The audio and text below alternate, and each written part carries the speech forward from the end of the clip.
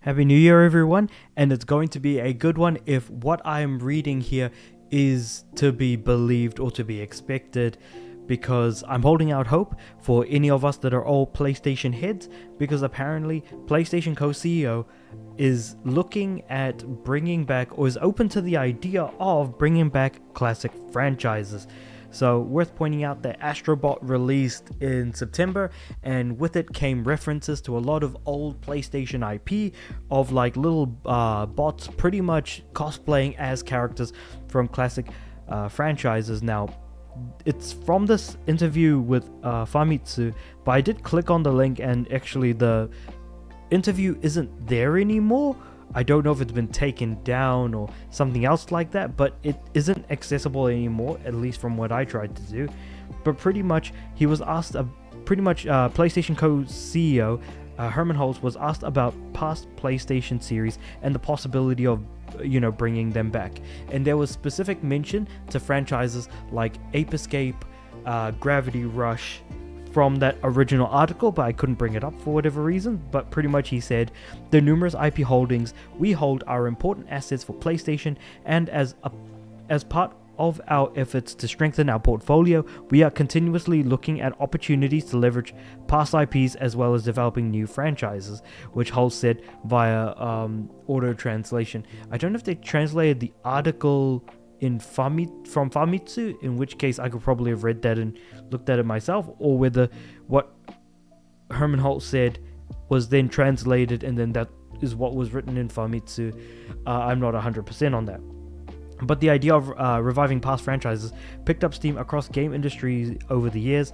Currently, fellow Japanese company Sega is in the middle of a massive revival of its classic franchises, which, by the way, look absolutely bloody brilliant.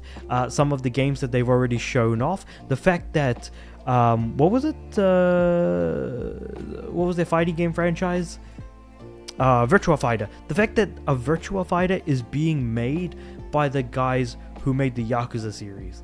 Just think about that for a moment, that that classic franchise is being reborn since its last release, which was Virtua Fighter 5 almost more than two decades ago, and now we're getting a new one developed by a completely different set of people.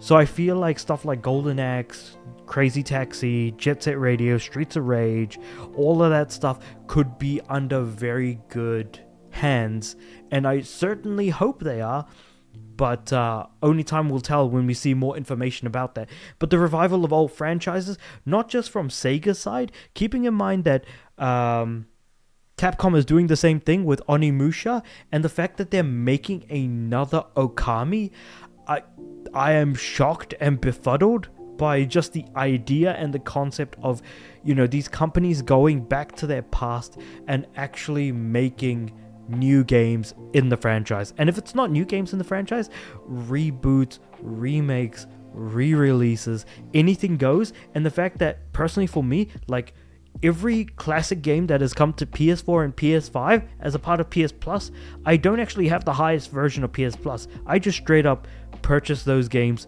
through the PlayStation Store, because I know I won't play them during the month that I'm going to have Plus. So instead what I do is I have them downloaded so I can play them whenever I want. I can replay them as much as I like. They've got a lot of cool additional features to them, like being able to speed up gameplay, slow things down, being able to put in save states whenever you want. You can reverse mistakes that you make in the game and then be able to continue on. So it does make games significantly easier in that sense, but it doesn't change the fact that I can actually go back and be able to play those games in a more legit fashion than kind of what I've been doing with my phone and my Steam Deck, being able to play PS2 and PSP games on there. And with the addition of trophies and things like that, it's only gotten better as time has gone on.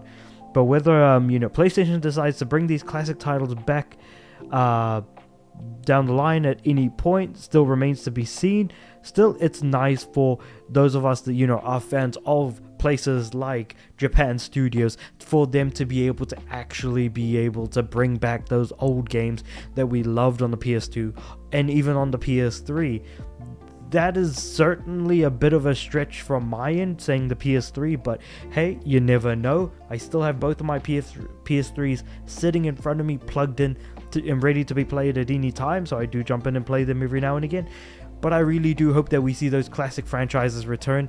And if there are any classic franchises that you want to see returned, let me know in the comments below. Because for me personally, it's going to be stuff like Ape Escape. It is going to be stuff like Resistance. It is going to be... Well, I wasn't really that much of a fan of Killzone, to be completely honest. I was more of a Resistance fan. And when it comes to like platformers, sure, we had our Ape Escapes, we had our Jak and Daxters. I prefer Jak and Daxter over Ratchet and Clank. But again, that's just me. You know, I was more of a Spyro over Crash kind of guy. But, you know, take that for whatever you will. It's kind of 50-50 for me between both Insomniac and Naughty Dog, but keeping in mind both studios are under Sony, so they could go back at any point and do that if they wanted to, but I doubt Naughty Dog is going to go back and make more Crash games in any way, shape or form, since, you know, Sony doesn't really own the license anymore. But hey, you know, it is what it is. But with all that being said, however, let me know what you guys think about all of this in the comments below. Like the video if you liked it, subscribe to the channel. I'm aiming for 500 subs by the end of this year. Yeah, this video is going out January 1st, 2025. So with all that being said and done, I do upload every day, so I'll see you guys tomorrow.